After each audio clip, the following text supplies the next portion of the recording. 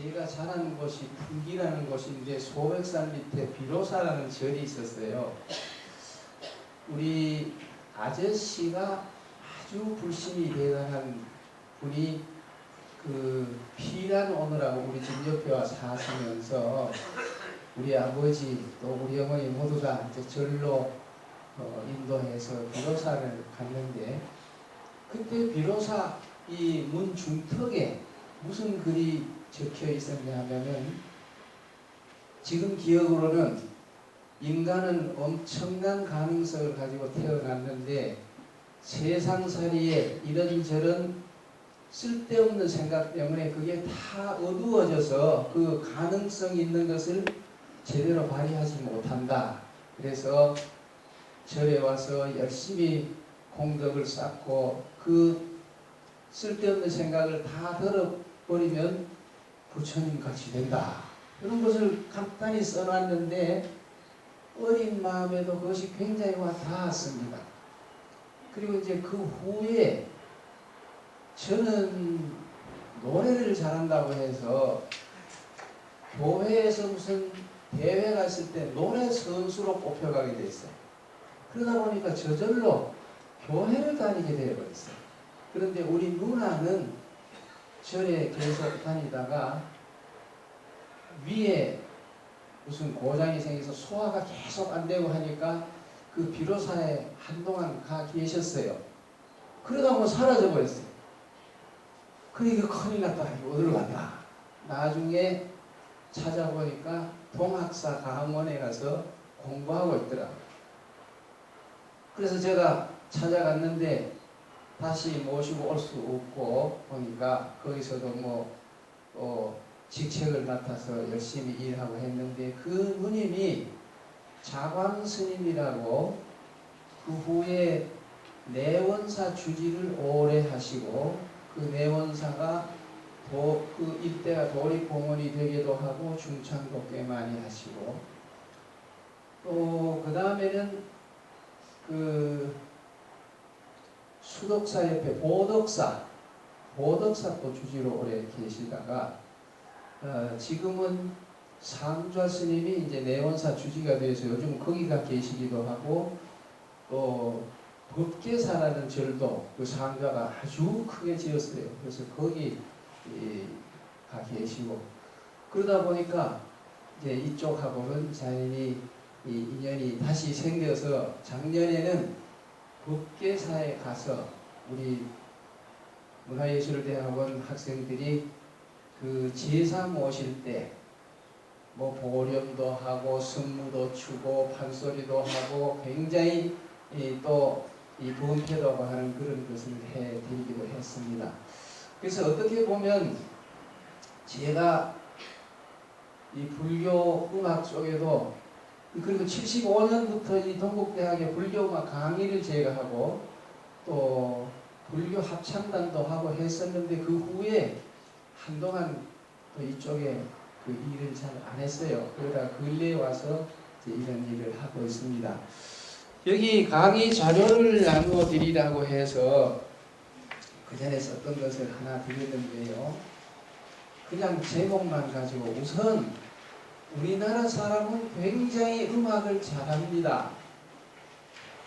그리고 우리나라는 역사 속에서 음악을 아주 찬란한 정도로 발달시켰습니다. 그런데 우선 우리나라 사람이 이렇게 음악을 잘하는 것에 대해서 왜 한국 사람이 다른 나라 사람보다 음악을 잘하게 됐을까? 요 이유를 설명하는 데는 보통 사람들이 잘 생각 못하는 경우가 있어요. 왜 음악을 그렇게 잘하게 됐냐 하면, 우리는 사는 삶이 온통 요즘으로 치면 음악하면서 살았어요. 시골에서 못 심을 때도 노래하면서 못 심어요. 여름에 떼약볕에서 김을 매는데 얼마나 힘듭니까? 그런데도 그냥 매질 않아요. 노래하면서 김을 매요. 어느 집에서 집을 짓겠다고 땅을 도돈다. 그러면 땅을 밟을 때도 노래하고, 근래까지도 어느 분이 돌아가시면 상여 메고 나갈 때 반드시 노래하면서 상여하지 않았습니까? 또 미터를 다질 때도 노래하고 이렇게 생활이 온통 노래하면서 하게 되어 있고요. 궁중에서는 더 많은 음악을 써요. 제가 여기 와서 늘 이야기하는 게 이 건물이 이게 요즘으로 말하면 청와대예요. 청와대. 이게 임금님께서 집무하시던 건물이거든요. 숭정전이라는 건물이에요. 이 바로 이 건물이. 이것이 서대문 가다가 보면 경희궁이라고 요즘 좀 복원해놨죠. 그 경희궁의 정전, 임금님께서 집무하시던 숭정전인데 일제가 경희궁을 없애느라고 대문은 대문대로 저쪽으로 보내고 이럴 때 조계종에서 이 숭정전을 사가지고 지금 이렇게 된 거예요. 근데 이런 건물에는 늘 음악하는 사람이 있어서 임금님의 거동에 따라서 음악이 달라져요. 그러니까 궁중에 근무하는 사람들은 음악을 들으면 아 지금 어떤 일이 벌어지는가 하는 알 수 있었는데요. 여러분 궁중에 얼마나 많은 음악가가 근무를 하면서 음악하느냐 하면요. 우리 스님 대충 몇몇 줄 있을 것 같아요. 궁중에 1897년에 일본 사람들이 와서 조사했을 때 760명이에요. 엄청나게 많아요. 그럴 수밖에 없는 것이 요즘처럼 녹음을 트는 게 아니라 실제 음악을 하니까요. 임금님 계신 곳에서 한 틀 있어야겠죠. 왕세자 있는 데도 있어야 되죠. 또 중전이 있는 데도 있어야 되죠. 사망이 있어야 돼요. 그런데 한 가지 재미있는 것은요. 내외하던 시절이라 중전이 있거나 안쪽에서 근무하는 악사들은 전부 맹인이에요. 얼굴 못 쳐다보고. 그래서 관현맹인이라고 그랬어요. 그렇게 궁중에 음악가를 두고 음악하는 제도가 언제부터 있었냐 하면요. 6세기 신라 때부터 있어요. 그러니까 우리나라 역사는 오랜 옛날부터 또 부여의 영보라든지 고구려의 동맥이라든지 이 행사에 대한 기록도 보면 우리는 그냥 모이면 노래한다는 거예요. 그리고 춤춘다는 거예요. 그래서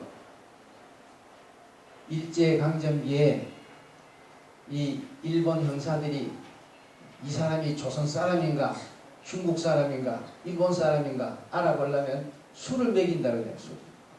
한국 사람은 술이 거나하면 나오는 게 노래. 아, 노래만 탁 하면 아, 여러분 조선놈이구나. 그래서 제가 중국 갈 때마다 한번 그것을 이렇게 떠봤어요. 중국 사람들은 어떠냐? 이 사람들은 한국 사람은 술이 취하면 고개를 쳐들어 들고 노래를 하는데 중국 사람들은 고개를 숙이고 옆 사람하고 얘기를 하더라고. 뽕뽕뽕뽕뽕. 그래서 아하, 이 참 민족적으로 이런 것도 서로 다르게 태어났구나. 그래서 우리나라 사람은 음악을 잘하게 되었는데요. 그렇게 잘하다가 보니까 서양 음악이 들어와도 잘하고 뭐 일본식 음악이 들어와도 잘하고 그래서 오늘날도 음악계에서는 우리가 두각을 나타내게 되었습니다. 그런데 이 음악의 본질은 어떤 것이냐 이제 그것을 좀 알면 되는데요. 이 음악이라는 게 여러분 여행을 해보시면 가령 인도에 가서 하루 종일 방송이나 음악을 들었다고 칩시다. 그 음악 소리하고 중국 가서 들었을 때 그런 음악 소리하고 한국하고 비교하면 엄청나게 달라요. 절대로 똑같지 않아요. 어디에서나 똑같은 음악이 나오지 않아요.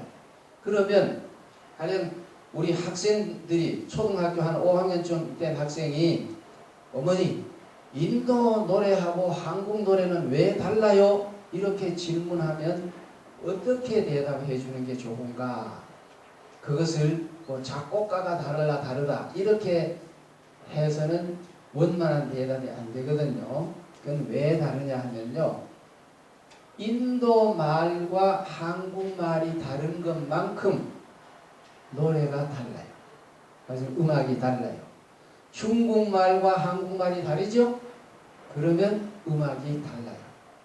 그래서 우리나라에는 일찍이 악합괴봄이라는 책에 노래를 뭐라고 정의했냐 하면은 가소이 영원히 화의 유리라. 그래서 노래는 말을 읊어서 말을 이렇게 읊조려 가지고 유리 있게 한 것이다. 그렇게 정의를 해놨어요. 우리나라 안에서도요. 그러니까 여러분 그냥 말처럼 하는데 노래 같은 게 참 많습니다. 우리 초등학생들 구구단 외울 때 보면 2, 2는 4, 3은 6, 2, 4, 8, 2, 9, 18 이렇게 되죠. 이거 노래로 가르친 건 아니죠. 근데 전국 초등학교 애들이 다 똑같은 곡조로 해요. 참 재미있는 현상이에요. 저 제주도 가면요. 봄철에 밭을 밟아줄 때 보면 말하고 뭐 온갖 가족 또 가축들 다 밭에 데리고 나서 밭을 밟습니다. 거기는 화산재로 되어 있어서 이 밟아야 농사가 잘 된대요. 그거 밟을 때 한번 가보니까 앞쪽으로 전부위를 몰아놓고 한 사람이 이걸 해들고 소리를 치면서 이제 말하자면 뭐라 그럴까 리드를 하는데요. 이래 럴럴럴럴럴 한참 이렇게 하다 뭐 어쩌고 저쩌고 소리를 지르면 가족들이 오호 오호 여기서 받아줘요. 그럼 다시 또 럴럴럴럴럴 이 몽생아 이리 오지 말고 저리 가거라 또 그러면 또 오호 이렇게 봤는데 제가 그때 그것을 녹음해 가지고 호텔에 가서 들어보니까요. 이건 뭐 어떤 합창보다도 멋진 거예요. 아주 자연스럽고 참 좋은데 이런 것이 이제 노래의 바탕이 되긴 하는데 그렇게 말이 노래로 표현하더라도 말이 다르면 노래가 달라진다. 우리나라 안에서도요. 제가 그래서 그 얘기 자주 하잖아요. 음악이라는 말을 저 전라도 가면 음악 그런다는 거예요. 음악. 제가 전남대학 가서 학생을 모집하려고 소집을 했더니만요. 광주 학생들이 와서 말하는 걸 들으니까 참 재밌어요. 그 전라도 말이 아주 이 운율이 있어. 그러니까 음악 이러더라고요. 그런데 저 마산쯤 가면 그걸 어떻게 하느냐. 그쪽 사람들은 으자가 안 돼요. 이 발성기관이. 을을 못합니다. 그 마산쯤 가면 은행하라 그러봐. 은행 못해요. 언행 그러지. 그러니까 음악도 못해요. 그쪽 사람들은 전라도 음악 그러면 그쪽 사람들은 음악. 네. 음악이라 그러죠. 그런가요? 전라도 사람은 음악 하고 그 경남 사람들은 음악. 그러면 그 말만큼 노래가 다르게 발달해요. 음악하는 식의 언어는 소리를 자꾸 뒤로 밀어요. 계속해가요. 그러니까 전라도 사람들 아리랑 할 때 보면 문경세제는 웬곡인가 그럼 자꾸 가요. 그런데 경상도 말은 음악. 그러니까 톡 끊어지죠? 앞이 더 가고. 그러니까 경상도 사람은 아리랑 할 때 어떻게 하냐? 나 좀 보소, 나 좀 보소 이렇게. 그 관계가 짐작이 되죠? 우리나라 안에서도 전부 그래요. 여기 또 평안도 출신 계신지 몰라요. 평안도 말은 그쪽 사람들은 그 을을 잘 못해요. 그 사람들은 을을 우로 해요. 그러니까 음악을 하자고 이래 아주 깊어 이게.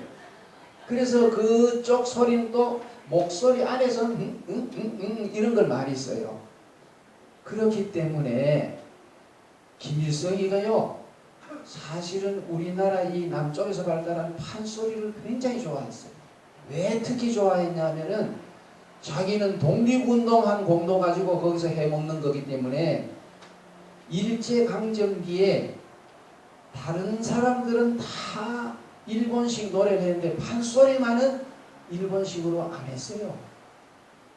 일본 사람들은 일본말로 판소리를 하라고 굉장히 권했는데 이 사람들이 일본말로는 도저히 그 판소리 곡조가 안 된다 해가지고 판소리를 그대로 지키면서 그걸로 먹고 살았다는 것을 김일성이 알기 때문에 6.25 때요 사람을 미리 보내가지고 그 당시 판소리 계통에 아주 말하자면 요즘으로 말하면 아주 스타들 그 무슨 박동실이니 공기남이니 조상선이니 또 이 여자 중에서도 임소향이니 이런 사람들을 그러니까 김소희 이 사람들도 김소희 씨는 그때 포섭이 안 된 거예요. 난 안 간다. 그래서 안 가고 많은 사람들을 북한으로 데려갔어요. 데려갔는데 그 평안도 함경도 말 쓰는 사람들을 판소리를 가르쳤을 때 그 될 것 같아요? 안 되는 거예요. 말하자면 이 평안도 사람이 전라도 노래 잘 할 수 없고요. 전라도 사람도 평안도 노래 잘 할 수 없어요. 음악이라는 게 그런 거예요. 그래서 몇 해 안 가면 북한에서 판소리를 못하게 합니다. 그런 식으로 우리나라 안에서도 말이 다르면 다르고요. 우리가 중국 문화의 영향을 전면적으로 받았지 않습니까? 오랫동안. 그런데 음악은 우리나라의 중국식 음악이 거의 없어요. 없어요 말하자면. 왜 그러냐? 우리말식으로 발달하기 때문에. 중국 말은 우리말하고 뭐가 다르냐 하면요. 제가 중국어를 배워보니까 첫 시간에 가르치는 게 사성입니다. 사성. 마라는 걸 가지고 가르치는데 마자. 일성하면 마 이러면 엄마의 뜻이에요. 엄마. 마.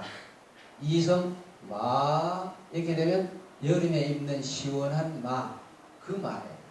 삼성으로 마 이러면은 이것은 타는 말이에요. 타는 말. 사성은 마 이러면 이마 하고 욕할 때 하는 말. 그럼 보세요. 내가 이것을 배우면서 첫 시간에 내가 이걸 참 깨달았는데 하하 이 중국말은 음의 높이에 따라서 뜻이 달라지는구나. 그러면 중국 사람들의 감각은 은연중에 무엇가 발달하겠어요? 같은 말을 해도 저 사람이 마 하나 뭐 아 하나 이거를 늘 관심을 가질 거니까 감각이 높이에 대해서 발달했어요. 그래서 중국 음악은요 높이가 굉장히 다양하게 오랜 옛날부터 저 피아노 건반에 12음이 있다면 그 12음을 다 쓰는 음악을 중국이 발달시켰어요. 그 대신 옆으로 가는 것에 대해서는 여러분 앞으로 꼭 중국 가시면 그걸 살펴보세요. 방송을 듣거나 중국 사람들 말할 때 우리처럼 여러분 안녕하십니까 뭐 이렇게 긴 음 짧은 음이 없어요. 계속 이렇게 꿍꿍꿍꿍 가요. 그 참 이상합니다. 전 중국 갈 때마다 그걸 살펴보는데 그래서 중국 음악은 높낮이만 있지 장단이 없어요. 긴 음 짧은 음이 없습니다. 방송도 들어보세요. 떵떵 떠더덩 띵띵띵띵 이렇게 가요 자꾸. 그런데 비해서 그는 왜 그런 음악이 발달하느냐? 말이 그래서 그렇다. 그럼 우리나라 말은 어떠냐? 우리 말은 광주 다르고 광주 다르죠? 내가 비행기를 타고 광주에 갔더니 광주에 갔더니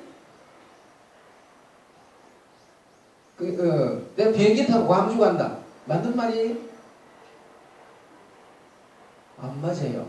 광주는 여기 옆에 있는 게 광주예요. 비행기를 타고 가는 것은 광주예요. 짧아요. 광주, 광선. 광자가 짧은 겁니다. 그래서 다른데 사람들이 자꾸 광주 그러는데 현지 사람들은 광주로 안 그래요. 광주라 그러지. 논산훈련소에 광주 청년이 왔는데 물었대요. 야, 너 어디서 왔어? 광주에서요. 그러니까 딴 데 사람들이 광주 이름 잘 못 알아듣는 거라. 못 알아듣고 야, 이거 어디서 왔냐니까 이렇게 깡주랑 깽 이랬다는 거예요. 예? 그래야 좀 짧게 되죠. 깡주랑 깽. 예. 그쪽은 짧은 거예요. 그래서 우리는 음이 길고 짧은 데 따라서 뜻이 달라져요. 그러니까 우리나라 사람은 저 말을 길게 하나 짧게 하나 여기 관심이 있을 거 아니에요. 그래서 우리는 장단 중심으로 발달했어요. 음악이 딴따단따단따단따단따단따단따단 이렇게 멜로디 없이 장단만 가지고 하는 음악이 뭐예요? 농악이잖아요. 그죠? 그래서요 중국에서 이제 악기하고 악보하고 음악을 공중으로 보내요. 우리나라 처음에는 중국 악사들이 와서 가르쳐요. 그 음악을 어떻게 했어요? 땅땅땅땅땅 계속 가겠지요. 그러고 얼마 지나면 한국 사람들끼리 하면 딴따디딘 딴따디 이렇게 변해버려요. 그래서 지금은 그런 중국식으로 된 음악은 딱 한 개 남아있어요. 그게 뭐냐? 공자님 한데 제사할 때 하는 문묘제례야. 그것은 세종 때 작곡을 했어요. 우리나라에서 작곡했는데 세조 때가 되면 세종이 작곡했던 많은 중국식의 음악을 거의 쓰지 않게 돼요. 그리고 문묘에만 이제 그 음악을 쓰게 돼서 지금 남아 있는 건데요. 그 이외에는 어느 음악도 중국 냄새가 나는 것이 없습니다. 그만큼 이 음악이라고 하는 것은 우리 문화의 바탕을 두고 우리 말과 통하는 것이 살아남고 그런 방향으로 발달하지 우리 말과 어긋나는 음악은 우리 사회에서 오래가지 못해요. 그런데 우리는 지금 어떤 음악을 하고 있느냐? 시간이 없어서 바로 그 얘기 조금 해드리면요. 우리나라 음악 교육은 우리 음악을 가르치지 않고 서양 음악을 가르치게 됐는데요. 왜 그렇게 됐냐 하는 이유가 또 시간이 걸리기 때문에 그건 빼고요. 가령 해방 후만 따집시다. 해방 후에 우리가 학교에서 가르친 노래는 뭐를 가르치냐 하면은 그 음악의 모국어란 말도 써놨는데요. 그러니까 우리나라 음악이 굉장히 많아요. 공중음악도 있고 민속음악도 있고 보세요. 절에서 재 올릴 때 하는 범패 있죠? 범패 아직 못 들어본 사람 한 사람도 없어요? 아니 다행이네. 이게 참 큰 문제예요. 그래서 며칠 있다가 학술대회 제가 이제 그거 발표할 건데요. 이 우리나라 범패는 굉장한 겁니다. 굉장히 수준 높고 대단한 음악인데 이걸 지금 불교계가 사실은 팽개 쳐놓고 있기 때문에 이 범패라는 것도 있죠. 그 다음에 무당들 굿한데 노래나 춤이 대단하죠. 그거 굉장합니다. 그런 것도 있죠. 유교 종묘 제례 같은데 제사 지낼 때 음악도 굉장하죠. 민요는 한없이 많아요. 제가 일찍부터 전국 민요 채집을 했는데요. 제주도 81년도에 시작했었는데 그때는 나는 제주도 조그맣기 때문에 여기 뭐 민요가 몇 개 나올까? 300곡 이상을 채집했을 거였어. 그래서 170곡을 묶어서 한 권의 책으로 내고 뭐 전라남도 이런 데는 굉장히 많이 나와요. 전라북도 조그마한 도에서도 750곡 건져냈어요. 온 MBC가. 이렇게 많은 민요 이런 게 다 우리 음악이고 그런 음악을 말하자면 이렇게 설명할 때 그런 음악 표현 방식 그거를 이제 음악 언어라고 그러는데 음악 언어 아이고 너무 잦아서 음악 언어 중에 우리나라 음악 언어를 우리는 우리 음악의 모국어라 그렇게 말해요. 그런데 서양 사람들은 교육 목표에 아예 뭐라고 했냐? 의무 교육에서는 반드시 음악의 모국어와 모국어를 가르쳐야 된다. 이게 중요한 의무 교육의 목표예요. 음악의 모국어와 모국어. 그럼 우리에게 모국어는 우리 한국말이 될 거고 음악의 모국어는 어디에 있느냐? 우리 민요나 우리 옛날 전통 음악의 모국어 있겠죠? 그러니까 음악의 모국어를 가르치려면 우리 민요를 통해서 가르쳐야 돼요. 서양도 그렇게 하기 때문에. 그런데 우리는 우리 음악의 모국어를 가르치지 않고 서양 교과서를 갖다가 서양 음악 교과서에 있는 노래를 골라서 가르치게 되어 있는데요.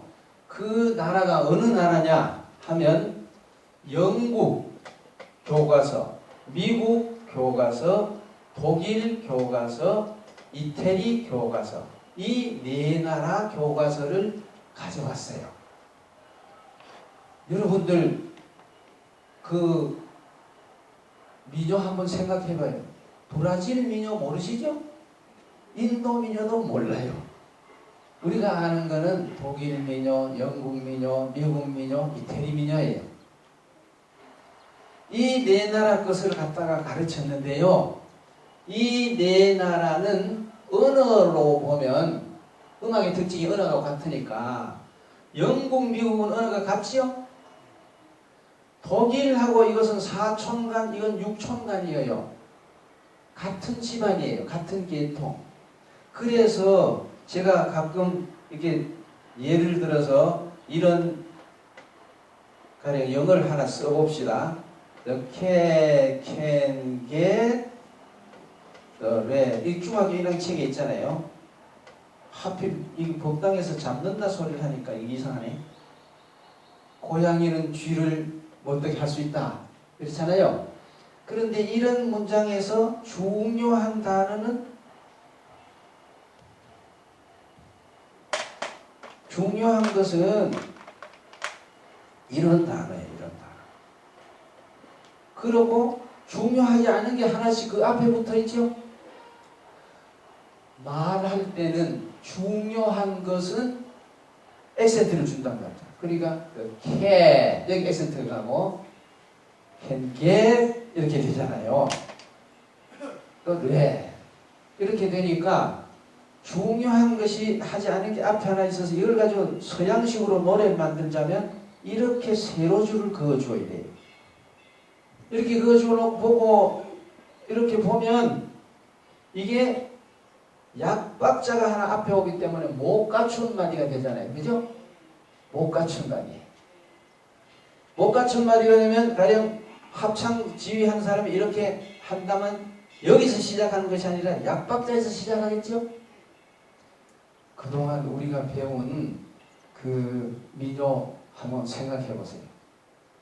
영국 민요 Should all the acquaintance be forgot and never brought to mind 하면 여기서 시작하죠? 쿵딴딴 띠라단단 쿵따디라라 이런 거 그렇죠? 딴따리라리라라 이런 거 그렇죠? 띵따라라리라라라 이런 것도 그렇죠? 디다다다라리리라라라 영국 민요는 다 그래요. 다 못 갖춘다. 독일 민요도 못한덴 밤 못한덴 밤 역시 못 갖춘 말이죠. 그러니까 암브루멘 바르뎀 또레 다시데 달린덴 이것도 못 갖춘 말이죠. 베토벤의 노래죠. 나는 너를 사랑한다. 그런데도 이 힐리 베릭소 비두니샴 아tun탐 모르 이렇게 해서 이 힐리 다 못 갖춘 말이에요. 이태리 노래도 마찬가지예요. 이태리 노래 중에 그 축배의 노래라고 오페라 나오는 겁니다만 릴리야 이렇게 소리를 꽤 지르는 게 있어요. 그건 술잔 해들고 이래가지고 릴리야 이렇게 소리 지르는 건데요. 이걸 그 우리 텔레비전도 가끔 하더라고요. 신영옥하고 호세 카르라스가 하는 것도 내가 한번 봤는데요. 그 남자가 처음에 릴리야 뭐 릴리야 뭐 이렇게 하고 나면 그 다음에 또 여자가 뭐 릴리야 이렇게 하는 건데 이것을 우리나라에서 공연할 때 이왕 한국말로 한번 해보자 해가지고 어떻게 번역했냐면요. 술잔을 높이 들으니까 들어라 들어라 이렇게 했어요. 릴리야 이렇게 하는 것을 들어라 들어라 들어라 들어 이렇게. 근데요 이렇게 하면 노래하기가 우선 힘들어요. 그리고 연기하려면 더 힘들어. 그동안 우리가 배운 노래가 그렇게 된 거예요. 이렇게 곡조는 그대로 두고 여기다가 고양이는 이것만 이제 번역하거든요. 뭐 한다 이렇게 놓고 보세요. 보면 여기에 관사는 중요하지 않기 때문에 약박자라도 괜찮은데 우리 고양이는 이거 중요하잖아요. 여기 약박자면 안 돼요. 마지막에도 이건 중요하지만 우린 다자가 중요하지 않아요. 그러니까 이게 음악은 중요한 곳에 액센트를 주는 게 이게 음악적으로 살리는 방법이에요. 근데 액센트 위치가 여기 있어야 할 것이 우린 여기 있어야 되거든요. 이래서 저런 노래를 학교에서 가르칩니다. 제가 대학원 다닐 시절에 중고등학교 교사를 잠깐 했어요. 학생들은 음악 시간만 되면 노래 배우는 게 좋아서 아주 좋아라고 하는데 그때 중학교 1학년 책에 노래는 즐겁구나 산 이 노래 있었어요. 이건 뭐 피아노를 몇 번만 쳐주니까 금방 학생들이 해요. 잘해. 그래서 아하 이건 아주 학생들이 기가 막히게 잘 배웠구나.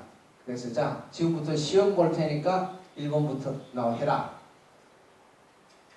그러니까 이제 1번부터 나오는데요.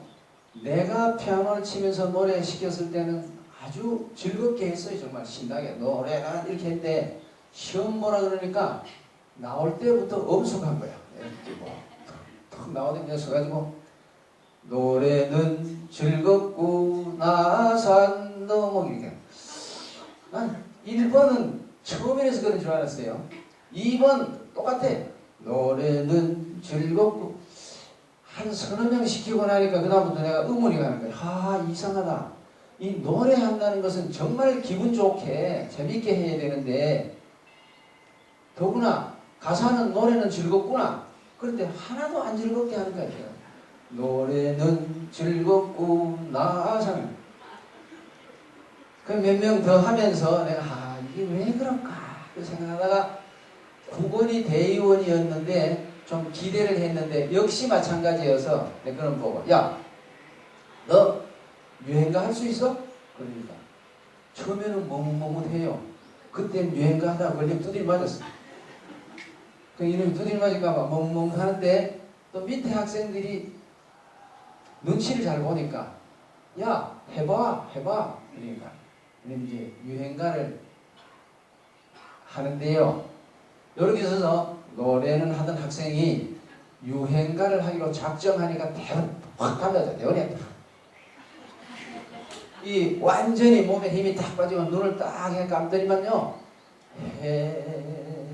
해상화 피고 지는 막 흔들어 대는데 아유 내가 그때요. 진짜 나는 흉내를 못해. 그 아이들은 몸이 팍 떨면서 빌리고 끝까지 눈을 감고 그렇게 하니까 애들도 웃고 나도 웃고 아주 정말 재밌게 노래 다 들었어요. 근데 자 노래는 들었는데 듣고 나서 내가 가만히 생각하니까 기가 막힌 거예요. 내가 맨날 짝대기 들고 때려가면서 가르친 노래는 이건 하나도 노래같이 되질 않고 지가 공짜로 배운 노래는 그렇게 기가 막히게 하잖아요. 여러분도 그렇죠? 어디 가면 다 그 공짜로 배운 노래를 그렇게 멋지게 하잖아요. 감정 살려서. 야 이거 왜 그럴까? 그게 따져보니까 이런 거예요. 내가 가르친 노래가 전부 이런 거야. 이렇게 안 맞아요. 이게 가사하고 곡조하고 안 맞는 거예요. 애국가를 가령 그 전에 올드랑자의 목적으로 불렀거든요. 동해물과 백두산 이걸 생각해 보세요. 서양 음악은 여기 에세트 가야 되는데 동해물과 백두산 이렇게 되잖아요. 이러니까 안 되는 거예요. 이런 노래가 지금 학교에서 가르치는 노래도 되게 그래요. 이래서 이런 노래를 하지 않고 유행가를 하는데 그러면 유행가는 왜 표현이 되느냐? 그 이유를 설명을 해드리면요. 유행가는 어떻게 만들어진 거냐 하면요.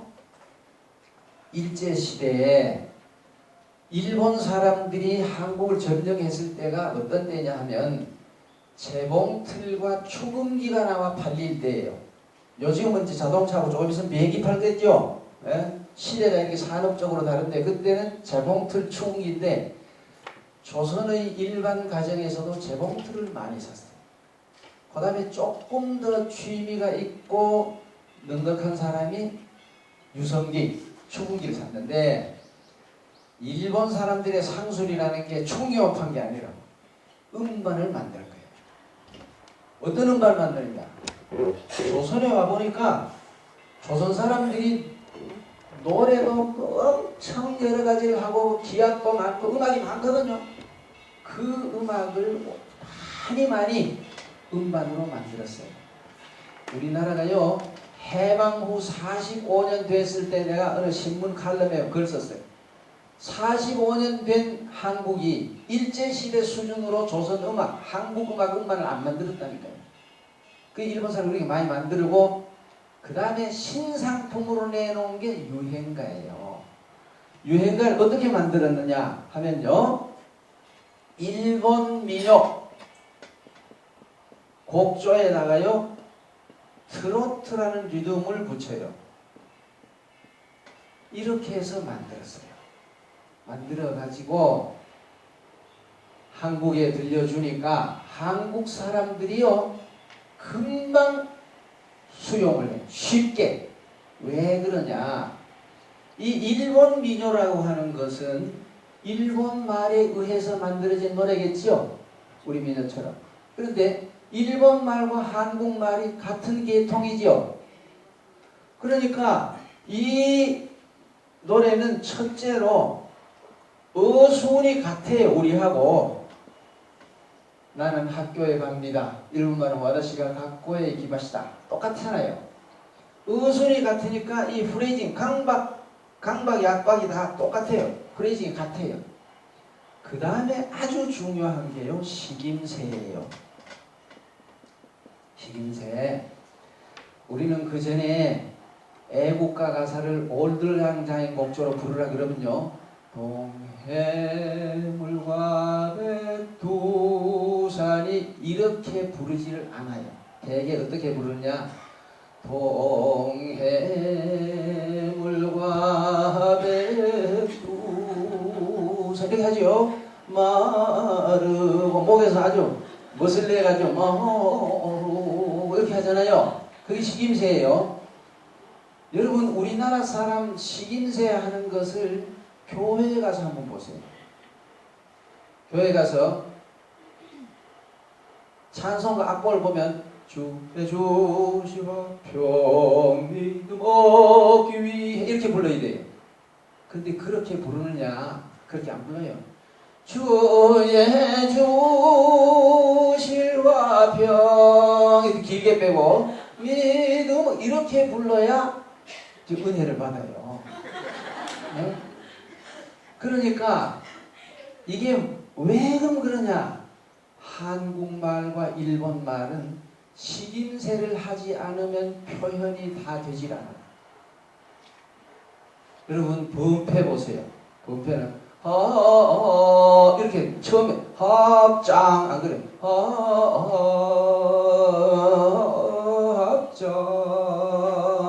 합장 그냥 그렇게 말해.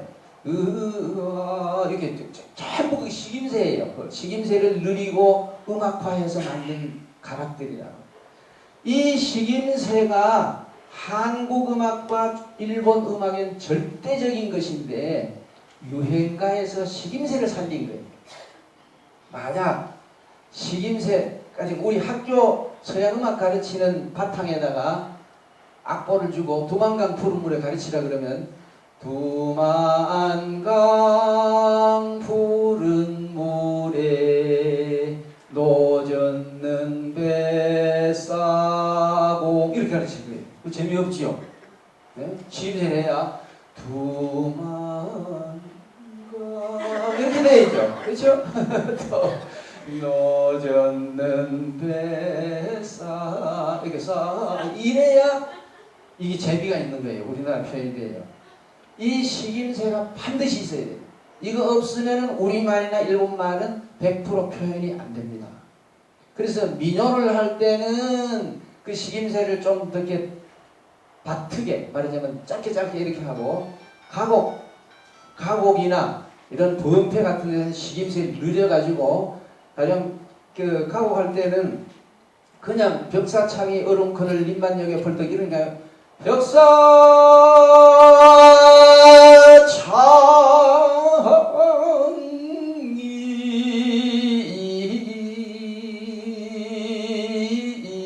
벽사창이 이게 다 식임새예요. 이게 말하자면 이렇게 다 그거 하는 방법이 다를 뿐이지 그걸 안 하면 노래가 안 되는 게 우리 건데 요것을 살렸으니까 이게 유행가는 표현이 되는 거예요. 그리고 이런 노래는 또 뭐가 공통이냐 하면요. 추임새도 공통이에요. 추임새 뭡니까? 탈춤판에 가보면 떡 하면 떡, 기덕하면 얼쑤 이렇게 하죠. 판소리 할 때 보면 가령 사랑 하면 좋다 이렇게 하잖아요. 이게 우리 추임새 방법인데요. 우리는 대중들이 추임새를 하게 돼 있어요. 그래서 소리를 하거나 춤을 추면 막 팔이 들썩하면서 잘한다 하고 뭐 얼씨구 이렇게 하는데 일본은 우리하고 좀 다르게 내가 여기서 노래를 한다면 추임새 하는 사람이 앞에 두 사람 서요. 요요이꾼이라 그래가지고 그래서 가령 여기서 하나 이렇게 여기 있던 사람이 사이 네. 추임새는 그렇게 해요. 그리고 그 사람들 추임새 제일 센 게 아싸야로 그러니까 우리하고 달라요. 다르지만 그런 추임새 있는 것은 우리가 공통이에요. 그러니까 보세요. 저런 노래를 우리가 쉽게 수용할 수 있었겠지요? 암만 유행가가 상업주의에 의해서 변해도 저 유행가는 계속됩니다. 한국에서. 자, 그 다음에 이런 유행가가 그전에 오랫동안 됐는데 요즘 청소년들이 부르는 유행가는 뭐냐? 이건 완전히 미국 팝송이에요. 음악 언어가. 그래서 요즘 가수가 되자면 어디 가야 돼요? 뉴욕 흑인한테가 배워야 돼요. 근데 이것은 언어가 영어의 바탕을 둔 거여서 액센트 위치가 우리하고 전혀 달라요. 이것은 이렇고 저것은 저렇다. 이런 말은 이것은 그게 아니야. 이것은 이렇고 저것은 저렇고. 그죠? 전부 거꾸로 붙어 있어요. 거꾸로 붙어 있는데도 우리 청소년들이 잘해요. 그럼 잘하면 되냐? 잘하긴 하는데 그런 노래를 하면 뭐가 발달하지 못하느냐? 신미안이 발달하지 못해요. 우리말로 하면 안목이, 음악에 대한 안목, 판단력, 아름다움을 분간하는 힘이 발달할 수가 없어요.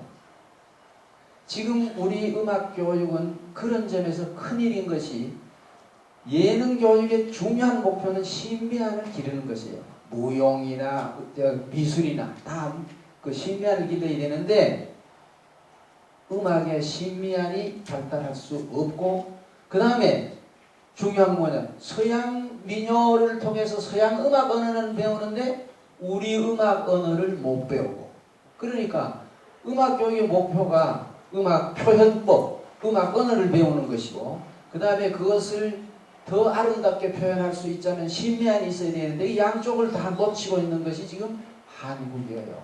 그래서 이게 문제인데 요 중간에 또 유행가가 하나 있어요. 통기타 가수들이 했던 유행가. 이거를 뭐라 그러냐? 포크 가요라 그래요. 포크 가요라 그러죠. 송창식, 윤형주, 뭐 김세환 했던 가요. 이럴 때 이 포크 가요의 포크 민요가 어느 나라 민요를 뜻하는 것일까? 이거는 아까 썼던 서양 민요, 미국, 영국, 독일, 이태리 민요를 뜻해요. 이게 우리 민요가 아니에요. 그러니까 지금 우리가 부르고 있는 노래는 일본 민요 언어로 된 것, 서양 민요 언어로 된 것, 미국 팝송 언어로 된 것, 이 세 가지가 중심이에요. 그리고 한국 가곡이라고 하는 것도 마찬가지고요. 이것도 서양 언어로 된 거예요. 여기 뭐가 없냐? 우리 음악 언어로 된 가요가 없어요. 이런 시대가 일찍이 없었어요. 이 시대가 이제 그런 시대가 됐는데 그럼 이게 계속 그렇게 갈 건가? 절대로 그렇게 계속 못 가요. 그거는 이제 딴 얘기로 하고. 자, 그러면 우리가 부르는 노래는 지금 그 법회에서 부르는 노래, 이건 어떤 문제가 있느냐? 사실이 참 좀 문제인데요. 제가 서울 올라와서 방송을 많이 했습니다. 그래도 우리 전통음악의 가치를 우리 국민들에게 알게 하는 데는 지방대학, 저는 26살에 대학 교수가 됐는데 그 교육대학에 교수로 가서 그때부터 처음 내려가자마자 아주 대문짝만하게 음악의 모국어라는 걸 쓰고 했는데도 반응이 없어요. 아무도. 암만 좋은 글을 써도 그게 반응이 없어. 그런데 KBS 방송을 통해서 일주일에 그때 한 번씩 내가 이야기를 했는데요. 그건 뭐 폭탄 같은 효과가 있는 거라. 누가 특히 공감하느냐 하면은 이 국악을 했던 노인네들이, 내가 그때 젊은 나이인데 한마디 하면 그 사람 오늘 무슨 얘기를 했는데 속이 시원하다 그러고 막 전화를 해서 만나고 이랬어요. 그러면서 이제 라디오를 하다가 그 다음에 텔레비전을 하고 막 여러 가지 프로를 착착 늘려갔는데 아마 지금 계속되는 국악방송 절반 이상 제가 개척한 거예요. 개발한 거예요. 근데 그때 KBS 텔레비전으로 방송을 하는데 초파일 가까워 오면 불교음악을 해야겠다. 그래서 77년도인가 6년도인가 저는 바쁘니까 가다가 이제 녹화할 때 돼서 갔어요. 갔더니만은 뭘 피아노를 갖다 놓고 똥똥 치면서 연습하는데 보니까 초록색 그 가운을 입고, 여러분 가운이라는 건 서양 중옷입니다. 아시겠어요? 서양. 그 사실 그 절에서는 합창단 하나도 굳이 가운 디자인으로 입을 필요가 없을 거예요. 근데 그걸 해 입고 이 합창을 하는데 제가 합창이라면 정말 둘째가라면 서러워할 텐데 합창 선수예요. 그런데 들어보니까 이건 뭐 음악도 되지도 않는 그런 좀 수준 나은 거 하는 거예요. 그 저게 뭐냐? 불교음악 하려고 그래요. 내가 누가 저걸 불교음악이라고 그러죠? 불교음악 아니야? 보내! 그러고는 다시 거기서 저 세절 그 봉헌사로 갔어요. 거기 가서 갔더니 마침 송암 스님이 계시더라고. 그래서 스님 큰일 났다고. 이거 해야 되는데 사람 없으니까 우리 저녁 때부터 시작하더라도 스님 몇 분 모시고 갑시다. 그래가지고 급히 이제 번패를 하시는 스님을 모셔다가 이제 방송을 하고 그 다음 해부터는 늘 이제 그렇게 했습니다. 그러면서 왜 그런 합창을 할까 하고 그때 보니까 그때 서울대학교 작곡가 나오시는 분이 있어요. 우리보다 훨씬 선배 되시는 분이 그런 작업을 열심히 한다고 해요. 그래서 참 뭐 그것도 필요하긴 한데 이게 앞으로 이런 음악이 굉장히 빨리 번져나가겠구나. 그렇게만 생각했는데 내가 그 후에 고산 스님이 쓴 지리산 무쇠소라는 책이 있어요. 그 책 보니까 거기에 그 내용이 자세히 되어 있습니다. 72년에 그 총무원장으로 석주 스님 총무원장 하시고 하실 때 그 고산 스님이 조계사 주지로 오셨대요. 와가지고 한 일 중에 중요한 게 참불가 만드는 것이었다. 근데 처음에는 신도들이 굉장히 반대를 했는데 스님이 막 설득을 하고 해가지고 이것도 다 부처님 그 하는 노래이기 때문에 우리가 합시다 해서 그걸 했다고 하는데요. 자, 이제 여기서 우리 이 불교의 그 9세기부터 해온 범패라는 음악이 있지 않습니까? 아시잖아요? 그것은 제가 이렇게 아시아 여러 나라 불교 음악을 비교해 봤을 때 정말 제일 수준이 높고 제일 한국 음악의 특성을 가지고 있는 겁니다. 그런데 이게 일반 신도 입장에서 보면 뭐냐? 전문으로 하는 스님들만 할 수 있는 것이기 때문에 일반 신도는 할 거 없지 않느냐? 그러니까 우리도 교회에서 하는 찬송가처럼 우리가 하자. 그래서 하는 거 좋아요. 이거는 필요해서 하기 때문에 그건 나쁜 것은 아닌데 서양 기독교는 어떻게 하느냐? 신교가 발달하면서 찬송가가 많이 보급되어도 그레고리안 차트라고 하는 그 옛날 귀중한 음악을 하나도 버리지를 않고 내가 작곡 공부할 때도 그 그레고리안 차트를 갖다가 동양 한국 학생도 공부할 정도로 귀하게 사용하고 있어요. 근데 우리는 불교계가 범패를 거의 팽개쳐 버렸어요.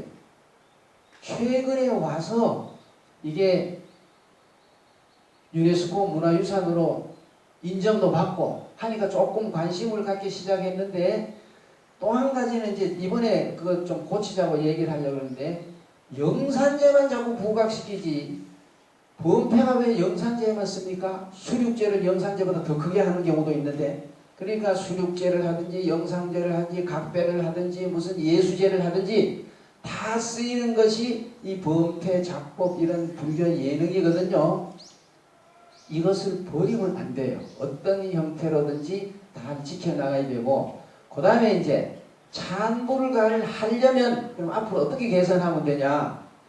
최소 우리 민요어법을 하면 제일 좋지만 우리 음악어법으로 하면 그게 안 되면 식임새라도 해야 표현이 돼요. 아까 그 노래 하는데 그 삼계인은 그 최영철 씨가 작곡하는데 다다다 해놓고 디다다 디다 그 5박자를 했어요. 우리나라 음악은 5박자가 기본이에요.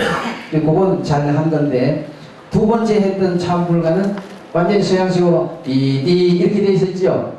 박자가 그 청법 노래도 그렇고 전부 이렇게 되면 우리 말을 표현하기가 좀 불편하게 돼 있어요. 그래서 이런 것을 조금 작곡자가 어떻게 해든지 간에 신도들이 부르면서 편하게 식임새도 하고 이렇게 좀 고쳐 나가면 돼요. 자꾸 고쳐 우리가 편하게. 그래서 사실 사홍성원이나 삼귀 같은 것은 조금만 자꾸 이렇게 악보를 쓰지 않고 자꾸 부르면 오히려 우리한테 더 맞게 되는데 악보에 그 매달리다 보면은 좀 노래하고 맞지도 않아요. 그런데 내가 왜 이 얘기 하냐면요. 그런 노래를 외국 사람에게 이게 한국 불교 노래예요. 그럼 말이 안 돼요. 서양 사람들은 음악 교육을 제대로 받았기 때문에 신미안이 있어서 한국 말도 모르고 한국 음악도 모르지만 첫 들으면 아 저게 가사하고 곡조하고 창법하고 어울리나 안 어울리나 금방 아는 거예요. 여러분들 그전에 그런 얘기 했잖아요.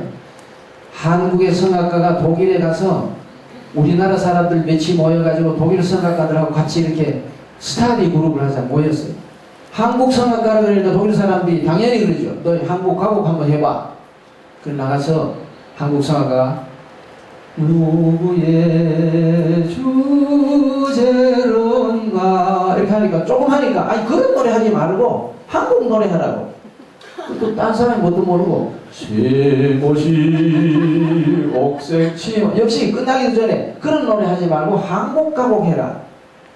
그래가지고 나를 아는 사람이 나가서 어떻게 했냐, 나 좀 벗어 그 한국 가곡 좋다 또 해봐. 그래 장산범마루에 이것도 하고 뭐 동해나 울산 타고 이렇게 했더니만 아이고 당신 한국 가곡도 좋다고 우리 대학에 와서 특강이 해달라.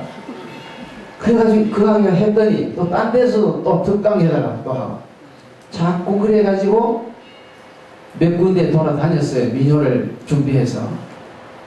그러니까 요새는 소식이 얼마나 빨라요.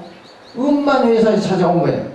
와서 다른 한국 출신 성악가는 한국 가곡을 못하는데 선생은 한국 가곡 할 줄 아니까 독일서 음반을 냅시다. 근데 그 사람이 한 게 한국 가곡 아니죠. 가곡은 훨씬 수준이 높아요. 그러니까 이 사람이 나한테 지원을 했어. 큰일 났습니다. 해가지고 내가 도와준 적이 있어요. 근데 중요한 건 뭐냐, 독일 사람들은 한국 음악이나 한국 말을 모르는데도 처음 들으면 아는데 한국의 음악가, 한국의 이렇게 지도자들은 왜 그걸 모르게 됐냐. 저런 엉뚱한 남의 문화를 배우려면요, 내가 학교 영어는 점수를 잘 땄던 사람이지만은 영어로 하면 야 저기도 고상한 표현이다 저기 저거 모르지요. 그것처럼 음악도 마찬가지예요. 그래서 어려서부터 우리도 우리 민요를 가르치고 우리 음악 언어를 좀 익혔더라면, 여러분 일제시대 때만 해도 유행가로 나온 것 노래 릴리리라 이런 노래 다 아시잖아요. 그 유행가예요. 짝짓는 내 여성하라 이거도요. 성화를 부려서, 이건 송도중학교 선생을 했던 정사일이라는 사람 작곡했대요. 니나노 닐리리아니, 난 이 부분 할 때 야 그 사람 참 곡 잘 만들었다. 이거는 서울 민요의 창부타령 가락으로 만든 거예요. 근데도 멋있게 만들었거든요. 도라지라든지 아리랑이라든지 다 그때 나온 오늘날로 말하면 유행가예요. 그 본래 우리 민요가 아니에요. 근데 지금은 왜 그런 게 안 나오냐? 방송국하고 이 상업주의하고 결탁해가지고 안 나오는 거예요. 이게 참 그런 문제가 있어서 우리 절에서라도 이제 우리가 편하게 부를 노래를 조금 더 개발을 하고, 그 다음에 범패는 범패대로 적어도 큰 절에서는 1년에 몇 번의 큰 행사 때 그 제대로 된 범패를 좀 신도들 보는 데서도 하고 그걸 해야지. 범패를 못하게 된 때가 언제냐? 1911년 6월이에요. 그것은 그 사찰령을 발표, 그건 일본 사람들이 범패하고 죄를 올리면 신도들이 막 모이는 걸 싫어해서 그걸 못하게 하고 각 본말사법을 만들어서 법령으로 범패나 작법을 하다 걸리면 벌받는다 했기 때문에 그때부터 못했지만은 그래도 가만히 하는 경우가 꽤 많았다고 해요. 왜냐? 신도들이 그거 하지 않고 하는 죄는 죄같이 느껴지지 않으니까. 그래서 했는데 근래에는 이제 완전히 사실은 완전히 많이 끊어진 형편이에요. 그래서 이것은 조금 정책적으로 하고, 저 같은 사람은 어떤 입장에서 그걸 하느냐 하면, 범패가 우선 음악적으로 훌륭한 성악이기 때문에 제가 작년에는 여기 학교에서도 공연할 때마다 범패를 좀 소개를 했습니다. 그리고 남한산성에서 제가 이 문화부에서 돈을 얻어서 하는 공연을 10번씩 하는데 그 10번 중에 6번은 범패하는, 제가 여기서 같이 공부한 스님들이 몇 분 계셔서 모셔다가 범패를 들려줘 보는데요. 해보면 어떠냐? 우리나라 3대 성악이 판소리, 가곡, 범패입니다. 근데 그 같은 무대에서 판소리도 인류 소리꾼을 데리다가 하고, 그 다음에 가곡은 한국 최고 인간문화재가 부산에 와서 노래해요. 그런데 거기에 스님 두 분을 모셔서 옹혹의 범패 반지 소리로 해보면요, 부흥회가 아주 멋있습니다. 절대로 참 조금 더 손색이 없는 우리나라 성악 중에서도 아주 최고 예술성을 가진 게 부흥회니까 우리 신도님들께서 이런 것의 가치를 아시고 또 그런 아름다움을 알아서 이걸 어떤 식으로든지 살려나가야 된다. 그래서 저는 금년에도 이렇게 공연 무대가 마련되면 가능한 한 일반인들이 부흥회의 가치를 알 수 있도록 무대에서 늘 공연을 하는 작정입니다. 그러니까 기회 있으면 부흥회 감상회 같은 것 그것도 좀 하시고 해서 불교 문화가 좀 균형을 가지고 요즘 시대가 바뀌어져서 이렇더라도 그러니까 지금 우리 찬불가 하는 것은 완전히 이거 신교의 찬송가와 성가대 흉내를 내고 있는 거거든요. 여러분들이 그거는 억울하더라도 할 수 없어요. 신교가 한국에 들어와서 흉내를 낸 건 6.25 후기예요. 우리나라. 여러분 한국 교회가 새벽마다 모여서 기도하지요. 교회마다 기도하지요. 새벽 기도하지요. 그 서양 사람들 하는 거예요? 안 하는 거예요. 한국 사람만 하는 거예요. 새벽 기도는. 그건 본래 우리식을 본받아서 하는 거예요. 그리고 그 사람들 집사라는 용어 쓰지요? 그것도 우리 거예요. 우리 거 다 우리 거예요. 또 하나님이라는 용어도 쓰지요? 하나님 용어가 기독교 들어오기 전에 한국에 없었을까요? 예? 예, 하나님이 한국에는 없었는데 기독교하고 함께 한국으로 들어왔어요? 아니에요. 근데 그 사람들이 참 단어를 잘 골란 거예요. 한국 사람은 하나님 모르는 사람이 하나도 없어요. 1000년 전이나 2000년 전이나 다 하나님 아는데 이게 하나님이다 그러니까 나 그 사람 잘 알아 그러고 온 거예요. 참 그런 식으로 하면서 한국 문화는 또 그 사람들이 잘 안 가꾸고 있어서 이런 것도 문제인데 저는 그 이번에 발표한 글을 이렇게 쓰려고 생각하면서 참 묘하다. 불교는 본래 외래 종교지만 들어오자마자 아주 토착 우리하고 밀접하게 돼서 지금은 더 우리 전통 문화식으로 되어 있는데 이게 또 새로 들어온 외래 문화를 받아들여가지고 지금 또 변신을 하고 있어서 이거를 잘 해석하고 잘 발전시켜 나가야 튼튼한 불교의 일부가 되지 잘못하면 겉돌지 않을까 이런 생각도 들어서 오늘 저 얘기는 이 정도로 마치도록 하겠습니다.